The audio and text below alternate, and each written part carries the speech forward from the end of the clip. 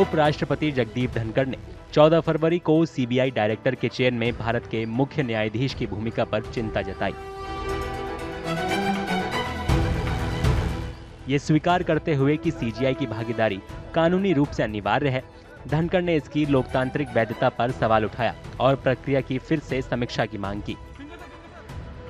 CBI निदेशक की नियुक्ति करने वाले पैनल में प्रधानमंत्री, नेता विपक्ष और सीजीआई या फिर सीजीआई की ओर से नामित न्यायाधीश शामिल होते हैं। सीबीआई भ्रष्टाचार के कई संवेदनशील मामलों की जांच करती है। इस वजह से सीबीआई डायरेक्टर का चयन निष्पक्ष और पारदर्शी प्रक्रिया से होना आवश्यक हो जाता है।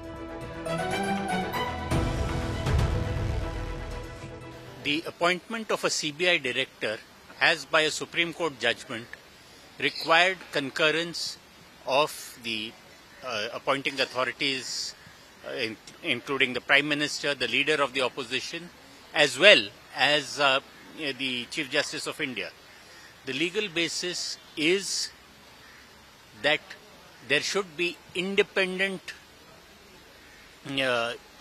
appointments made, and that it should not be seen as biased towards the government of the day in question.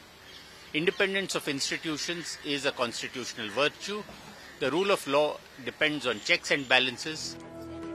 अहम सवाल ये है कि उपराष्ट्रपति ने अब यह मुद्दा क्यों उठाया है। जानकारों का मानना है कि उनकी चिंताएं अगले मुख्य चुनाव आयुक्त की नियुक्ति से जुड़ी हो सकती हैं।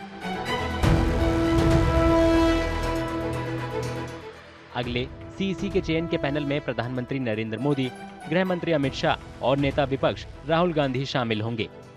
ये 2023 चुनाव आयुक्त अधिनियम के तहत पहली नियुक्ति होगी, जिसके पैनल में भारत के मुख्य न्यायाधीश की जगह एक कैबिनेट मंत्री को शामिल किया गया है।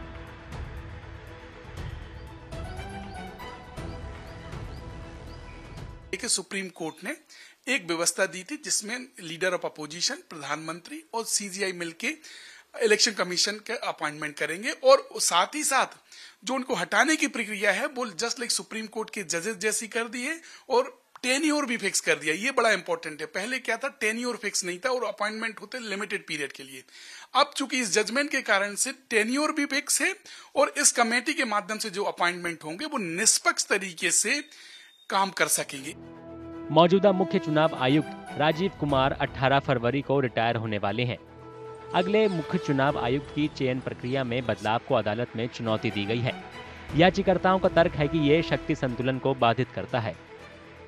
पर जिस तरीके से एक पॉलिटिकल पार्टी जब रूल करने लगती है तो वो पॉलिटिकल उसका जो बैलेंस ऑफ पावर कैसे रहेगा वो लीडर अपोजिशन और जुडिशरी ही कंट्रोल कर सकती है, अदरवाइज ये बियॉन्ड कंट्रोल हो जाएंगे।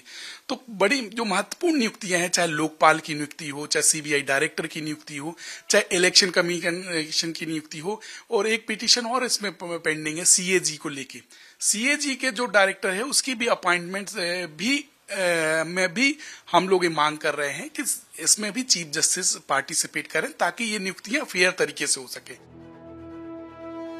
उपराष्ट्रपति धनखड़ कानून के बड़े जानकार हैं। ऐसी समितियों में सीजीआई को शामिल करने को वे इंसाफ मिलने में बाधा के तौर पर देखते हैं।